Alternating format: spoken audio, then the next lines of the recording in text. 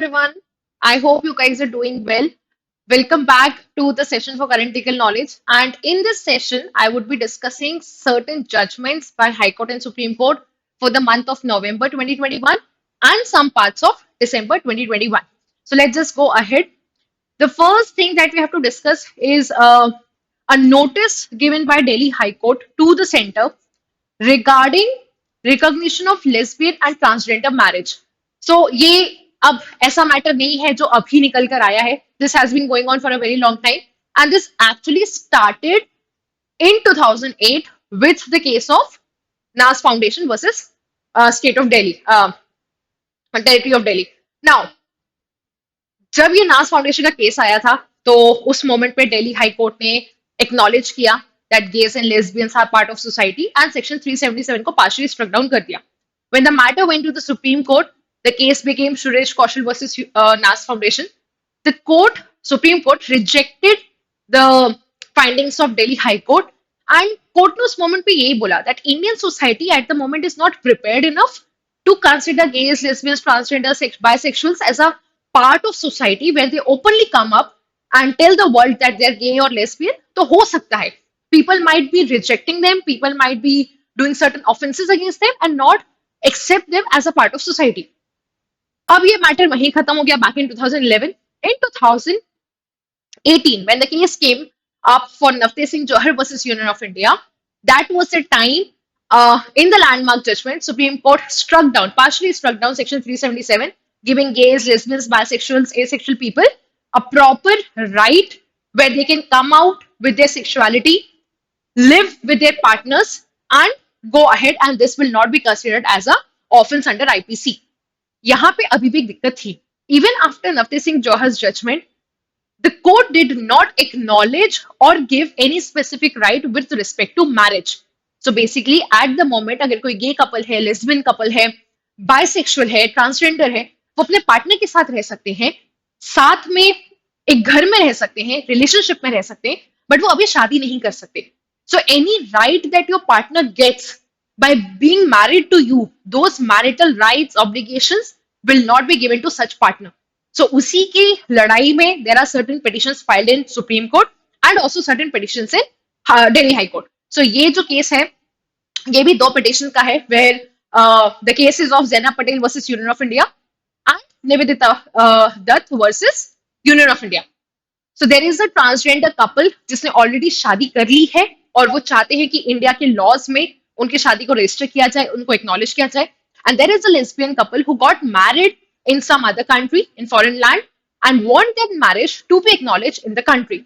So ये petition अभी file हुई है where the petitioner have sought certain permission that their marriage should be acknowledged and properly registered under the law. तो petitions का यहाँ पे ये कह रहा है कि अगर आप ये कंडीशन रेस करो कि जो शादी है वो सिर्फ एक बायोलॉजिकल मेन और विमेन के बीच में ही हो सकती है एंड शादी करने का जो पर्पस होता है वो रिप्रोडक्शन होता है, तो ये सही नहीं होगा. For the reason being that there are certain infertile couples who go ahead and get married. There are certain couples who get married at the very old age where there is very low possibility of reproduction, and there are also couples who decide not to have children at all. तो जब ऐसे लोगों की भी शादी हो रही है जहाँ पे रिप्रोडक्शन मेन सेंट्रिक एजेंडा नहीं है for being together in a relationship and being as a married couple, तो फिर अगर कोई लेस्बियन कपल या गे कपल शादी करना चाह रहे हैं, शादी कर चुके हैं और रजिस्टर करवाना चाह रहे हैं, एंड आप बोलो कि because the couple cannot reproduce and the marriages are for the purpose of reproduction, तो ये सही नहीं होगा. So this is the case which is pending in Delhi High Court. Let's see what happens. Moving ahead, now related to the same case, an intervention application is being filed by Seva Nyay Utthan Foundation, जहाँ पे इस particular organisation का ये कहना है कि अगर आप if at all अगर आप कभी गेज और लेस्बियंस की शादी को एक्नॉलेज भी करना चाह रहे हो तो रजिस्टर करना तो उसे स्पेशल मैरिज एक्ट के अंदर करना. The marriages should not be registered under Hindu marriage act for the reason that Hindu law has been derived from the धार्मिक टेक्स्ट, और धर्म के हिसाब से the marriage takes place between a man and a woman. So if you at all consider gays and lesbians getting married and their marriage being registered, it should not be registered under Hindu Marriage Act, but should be registered under Special Marriage Act. So this is the intervening petition that is being filed by Seva Nyay Utthan Foundation in Delhi High Court. Moving ahead, another case related to LGBTQ committee, the entire community has been facing a lot of trouble. And this is one case which has been going on in Madras High Court for a very long time. So अब अभी से लेके 3-4 महीने पहले जब ये matter court में discuss हो रहा था, द जज here justice Anand Venkatesh actually gave a very forward kind of reasoning here where he said that I come from a family जहाँ पे मैंने बचपन में gays, lesbians या इस तरीके की बातें relationship discuss नहीं किए. So I really lack a kind of knowledge here. I would want to read more about it and then go ahead with the judgment. He has been very supportive of the entire community and has also ordered NCRT to get all the text which was homophobic in nature to be removed. And उन्होंने ये भी propose किया था कि एक sensitisation action plan बनाया जाए. Justice का ये मानना है कि जो भी बच्चे होते हैं, आप उनको जो भी बचपन से फीड कर रहे हो, that is something that we are going to grow up thinking and perceiving. If you give all the children a sensitization regarding the LGBTQA, they will grow up in a person who's more open to accept any person for that matter. Secondly, any child who is a part of this community would make it easy for that child to look for a support system. At the moment, there are so many children who might be facing certain trouble, might have certain confusion, might have certain questions regarding their own sexuality, but they hardly find any support system to go and get it addressed. तो दे ही actually suggested कि एक ऐसा system होना चाहिए जहां पे सबको इस तरह का सपोर्ट मिल रहा है. So he asked specifically NCRT to come up with LGBTQIA sensitization action plan. तो एनसीईआरटी ने इस तरीके का एक प्लान बनाया, वेबसाइट पर उसे अपलोड किया and after few hours of uploading it they removed it. When asked कि क्यों हटाया गया, NCERT told that because of certain external factors the people as a part of the group were not very supportive of it and इसलिए हमें ये हटाना पड़ा. To which court said कि अगर इसी तरीके से हम इन सारी चीजों को हटाते रहे, this is going to be a huge threat on the fabric of nation. मतलब ये हमारे इन जनरल नेशन के लिए बहुत बड़ा थ्रेट है. Because when we want everybody to be liberal, when we want people to be acceptable, we have to sensitize them. And if we are accepting the LGBTQ community as a part of the entire citizenry, we have to sensitize people in that manner. So this is a judgment by Madras High Court. Moving ahead, Supreme Court in a case of Tajuddin versus State of Assam decided that any disclosure of victim's hideout to murderers does not make the person part of unlawful assembly. So, for example, an act has been going on, कुछ लड़ाई झगड़े हो रहे हैं, मारपीट हो रही है, and the victim tries to run away. There are lot many people who are onlookers जो वहां पे खड़े होके देख रहे थे, and somebody tells the accused person here that the victim has run towards that particular area. क्या ऐसा इंसान जो इस तरीके की इंफॉर्मेशन दे रहा है, क्या उसे हम अनलॉफुल असेंबली का पार्ट मानेंगे क्या? सो कोर्ट ने यहाँ पे बोला that court must guard against the possibility of convicting mere passive onlookers who did not share common object. So court का यहाँ पे स्पेसिफिकेशन था कि आप कॉमन ऑब्जेक्ट से देखोगे कि अनलॉफुल असेंबली है या नहीं. Any random person who was a witness who perceives certain information does not mean कि वो उस पूरे एक्ट का पार्ट है. Unless and until the person does not share common object, the person will not be held liable for unlawful assembly. In fact, जब भी कभी ऐसे केसेस हैं when there are lot many people involved, the court has to be very cautious while deciding the charges on so many people. Reason being, इतने सारे लोगों की liabilities decide करने के लिए, चार्जेस डिसाइड करने के लिए अल्टीमेटली आपको कॉमन ऑब्जेक्ट देखना है. There might be certain people who would share the common object, there might be certain people who might not. So it's for the investigating agencies and the court to decide कि भाई किसका common object वो इंसान share कर रहा है. The person sharing such object would be liable, the rest will not be charge for that particular offence. Moving ahead, now this is one very important judgement, क्योंकि अभी थोड़े टाइम पहले जब बॉम्बे हाईकोर्ट का जजमेंट आया था, he actually raised a lot of eyebrows that how Bombay high court went on deciding that skin to skin touch would be an important consideration for the purpose of sexual assault under the POSCO Act. So basically हुआ यहाँ पे ये कि It was a case of sexual assault where a person tried to undress a minor girl for the purpose of sexually assaulting her. While doing so, he touched her inappropriately, but that touch was done through the clothes. So the girl was taken to some other room where the person inappropriately touched her and was trying to undress her before he was caught. Now, when the matter went to Bombay high court में यहाँ पे ये decide किया कि because यहाँ पे कोई direct skin to skin touch नहीं था, इसीलिए हम कहेंगे कि ये सेक्शन 7 के अंदर क्वालिफाई नहीं कर रहा है. Now the same matter when brought to Supreme Court का जो जजमेंट है वो इसके डिफरेंट रहा.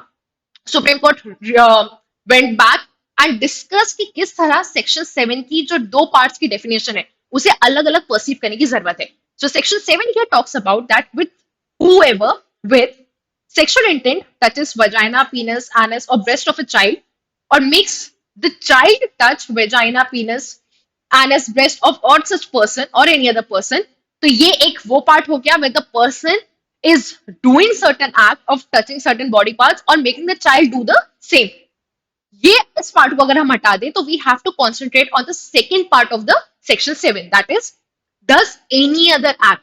सो this includes all sorts of act with sexual intent, जहां पे ये सारे एक्ट किसी सेक्सुअल इंटेंट के साथ हुए हैं, which involves physical contact, yes, without penetration is said to commit sexual assault. तो कोर्ट ने इस पार्ट में यही बोला कि भाई आप ये चीज देखो कि यहाँ पर जो टच है वो जरूरी नहीं कि इस तरीके से हो कि स्किन टू स्किन कॉन्टैक्ट होना जरूरी है. In fact, if you go ahead and read the definition in the further sections here, in section 7 specifically, where they talk about कि भाई किस तरीके से आप aggravated penetration को हटाओगे, आप सेक्सुअल हरासमेंट की डेफिनेशन में क्या कंसीडर करोगे, और इन दोनों के बीच में जो होगा वो सब सेक्सुअल असॉल्ट के अंदर आएगा. So basically sexual assault has same meaning as assigned in section 7. It is clear that the element of physical contact or touch is essential. Yes, that is essential to constitute an offense of sexual assault, which should simply mean coming in contact with the body of the child with or without clothes in any manner or through anything. तो court ने कहा कि if you want to construe the meaning the definition of physical contact, आप ये नहीं बोल सकते कि फिजिकल कॉन्टैक्ट ऐसा होना चाहिए जो स्किन टू स्किन टच हो. Any contact with the child with a sexual intent, with a bad intent, with a malified intent, even with or without clothes, will constitute sexual assault if there is no penetration. So अगर वो penetration के अंदर आए, अगर वहां पे penetration होता है तो वो section 5 के अंदर offense होगा. अगर वहां पे किसी भी तरीके का कोई टच नहीं है, there is just a kind of an abuse or something, it will be a part of sexual harassment. And anything which is in between the sexual harassment and penetration would lie within the definition of sexual assault. और सही भी बात है. In general, अगर आप देखो, so if somebody is inappropriately touching any child, even over the clothes, that is something should be construed as a sexual assault, for the reason being that skin to skin touch should not be a qualification here. Court also went on saying कि अगर हमने इसे इसी तरह से construe किया कि भाई आप क्लोथ्स को कंसीडर कर रहे हो और जहां पे क्लोथ्स के ऊपर से इस तरह का कोई कांटेक्ट हो रहा है या कोई टच हो रहा है तो वो सेक्सुअल असॉल्ट के अंदर नहीं आएगा. तो ऐसे कितने सारे एक्ट होंगे जहां पे the victim will not be able to seek any sort of relief, any sort of justice. So in that way हमें यहाँ पे ये भी देखना है कि जो लॉ मेकर्स थे उनका क्या intention tha while they were actually drafting the law. So if you go back and see this, the Supreme Court says that we need to delve into the purposive interpretation. भाई जब हमने ये बनाया, ये particular clause यहाँ पे add किया, what was our intention? How we wanted this to be construed in the society? How we wanted it to be considered or interpreted by the society? And if we are actually making it in a very technical manner and putting clothes as a barrier for any sort of such sexual act, then it is actually going to defeat the entire purpose. So here, the touch does not have to be a skin to skin contact. It can be with or without clothes. Moving ahead. Now, another case related to the POXO. The act here was where a person who wanted to marry a girl, basically a lover, he was trying to convince the girl that she should be marrying him. And while in the act of convincing her, he somehow dragged her scarf, pulled her hand, and asked her to marry her. Now, the point was that are we going to consider this particular act as an act of sexual assault or sexual harassment under the POSCO Act? So here the court went on differentiating between the intent. हमने जो ऊपर वाला case देखा अभी वहां पे किसी एक इंसान का इंटेंट था जहां पे वो लिटरली बच्चे को सेक्सुअल मैनर में असॉल्ट करना चाहता था. The person was very well aware of कि वो क्या कर रहा है. उसका मेंस्ट्रिया था, उसे पता था कि जो भी वो एक्ट कर रहा है वो कंप्लीटली गलत है, और वो उस पर्टिकुलर गलत एक्ट करने के पर्पज से ही उस बच्चे को एक सेक्लूडेड एरिया में ले जाके इस तरह की एक्टिविटी कर रहा था. यहाँ पे मैटर डिफरेंट है. यहाँ पे a person wanted the girl to marry him, he was trying to convince her, and while doing that he somehow pulled her hand and dragged the scarf. So court ने कहा कि जिस purpose से पॉक्सको act बनाया था वो purpose यहाँ पे नहीं आ रहा है. That same intention is not reflected in this act, and this is the reason that we will not be considering it as an act under section 7 or section 11 of the act. But if the accused has, if the victim was to go ahead and file a case and seek any relief, she can do so under IPC. तो ये IPC के अंदर जा सकता है. But जो पॉक्सको act बनाया गया है वो स्पेसिफिकली बच्चों को सेक्सुअल हरासमेंट और सेक्सुअल एक्ट से रोकने के लिए, उनको प्रिवेंट करने के लिए बनाया गया है. And because there was no such intent to do that, वो यहाँ पर ये एप्लीकेबल नहीं है. Next that we have to discuss. So the case where Delhi High Court went on discussing कि जीरो एफआईआर और रेगुलर एफआईआर में difference क्या है और ये कब रजिस्टर होना चाहिए. So the matter was when a girl approached High Court seeking certain relief for different acts of rape committed on her by her boyfriend at different areas within the city. अब यहाँ पे दिक्कत ये थी कि क्योंकि वो एक्ट अलग अलग अलग जगहों पे हुए थे, the FIR that was filed was in a place जहाँ पे इस तरीके का एक्ट कमिट हुआ था, so that amounted it to be an FIR. But उस मोमेंट पे जो पुलिस स्टेशन है उन्होंने जीरो FIR फाइल किया था. जीरो FIR फाइल करने के कारण जो इन्वेस्टिगेशन है वो ठीक से नहीं हो रहा था. And the matter when it went to the court because of this procedural issues, court ने यहाँ पे कुछ चीजें स्पेसिफाई की. कोर्ट ने कहा कि जो FIR और जीरो FIR है उसके दो डिफरेंट पर्पसेस हैं. Basically the difference between FIR and zero FIR is that FIR is registered where the incident has occurred within the jurisdiction of a particular police station. एक particular area में अगर कोई भी crime हुआ है और वहां पर वो कॉग्निजेबल ऑफेंस के लिए अगर FIR रजिस्टर्ड हो रहा है तो हम उसको जनरल FIR कंसिडर कर रहे हैं.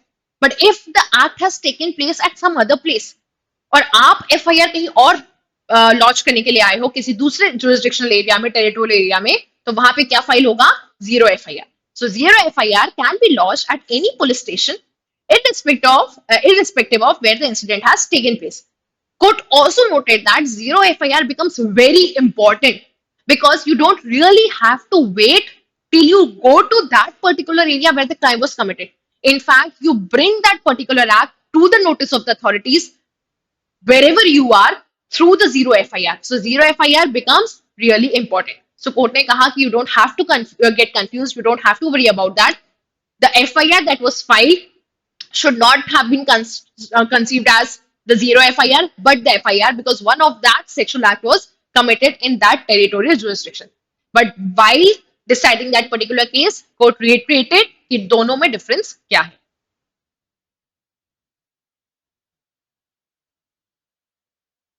Failure of insurer to inform policyholders about change in policy terms is deficiency in services. Yes. So the person here, J, he took certain insurance and when the insurance ended, he went for a renewal. जब इन्होंने renewal करवाया तो insurance company ने उसमें terms and conditions change कर दिए. पहले उस हेल्थ इंश्योरेंस में 100% रिइंबर्समेंट था for what ever the element the person suffered and the bills. Later on, they reduced it to 70%, which was not informed to him. He went ahead, he renewed the entire policy, and during the policy period, उन्हें कुछ element हो जाता है, angioplasty वगैरह अलग अलग जो भी उनके टेस्ट वगैरह हुए, जो भी सर्जरी हुई, जब उसका बिल आया, when he tried to get the entire reimbursement, the claim for that entire bill, he was only given 70% of it. When he went to the court challenging the same, the insurance company said कि जब हमने आपको renewal के लिए policy दी थी, it was your responsibility to go through the policy before renewing it. The matter went to the court, और जब ये मैटर सुप्रीम कोर्ट में आया through the consumer protection act, court ने यहाँ पे कहा कि this act of insurance company not specifically telling the insurer that they have changed the policy and keeping them under the presumption कि जो पुरानी पॉलिसी थी वही रिन्यू होके सेम कंटिन्यू होगी, this is going to be considered as deficiency in services. So deficiency in services के part में जो और otherwise दिया हुआ है, that otherwise here is making all the difference. कि ये आपकी ड्यूटी बनती थी, अगर आपने कोई भी पॉलिसी टर्म्स चेंज किए हैं, you should be informing it well to the insurer. And if you fail to do that, this is going to be considered as deficiency in services.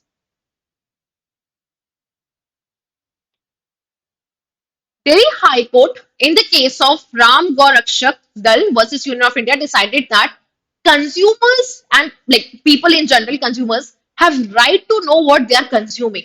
So the question started that what if I am buying a product which has a green sign for it being a vegetarian dish, the other product has have a red sign because it has certain animal products.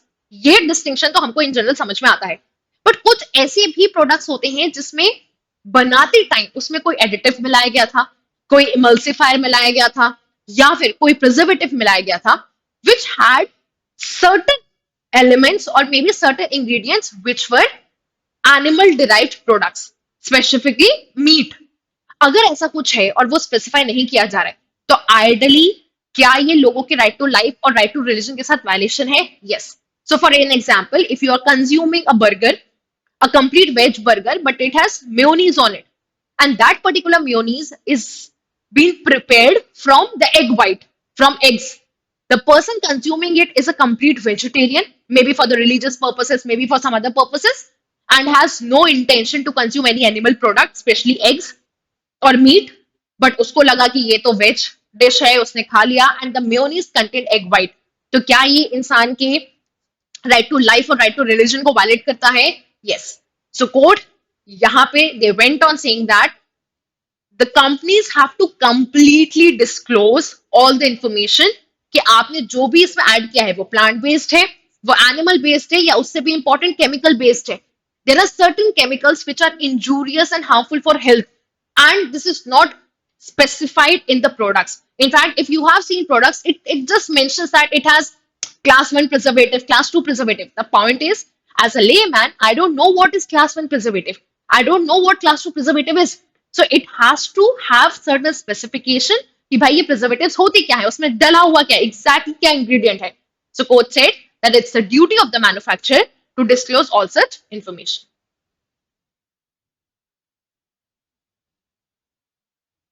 Jammu and Kashmir High Court let a husband seek relief under Protection of Women from Domestic Violence Act. Now, you might have a question ki, how is a husband going ahead and filing a case for Domestic Violence Act? That too, under a specific law which protects women, specifically women, और वो बनाया भी गया था specifically women के लिए.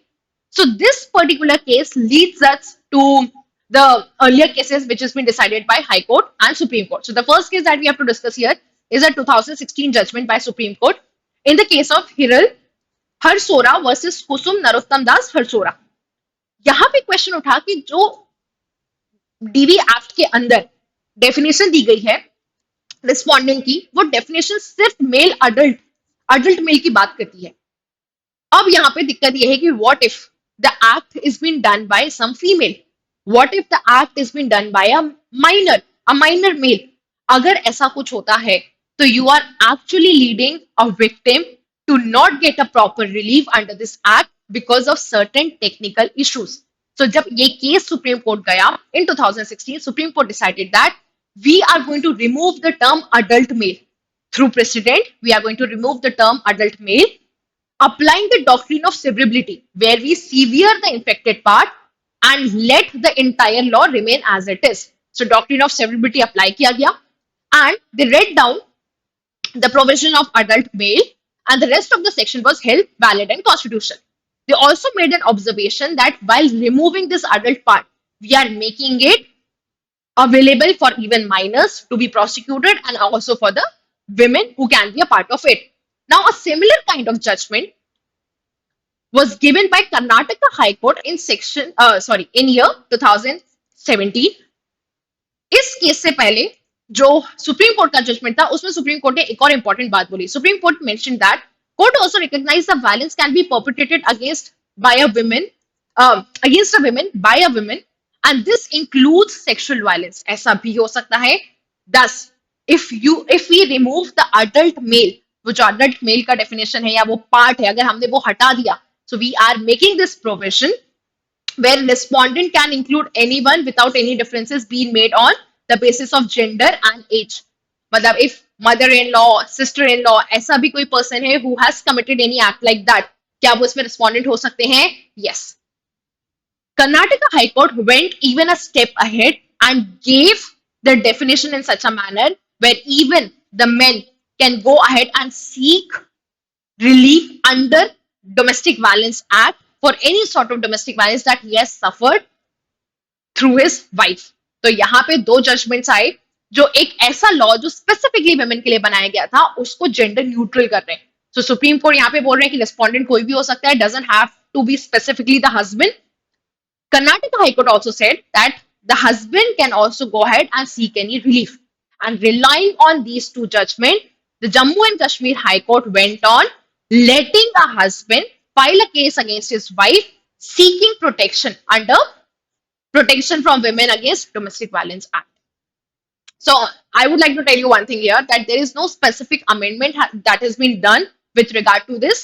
At the moment, we apply these two cases as precedent for any other case or any matter that we take to the court in future. So ये cases अभी precedent की तरह use हो रहे हैं. So with this, I'm going to end the session here. Do let me know through your comments what else do you expect me to add here. Also, how did you like the session and any questions or queries that you have. I'll see you again in a couple of weeks with another session discussing the important judgments of Supreme Court and High Court for the last 2 or 3 weeks. Thank you. Have a good day.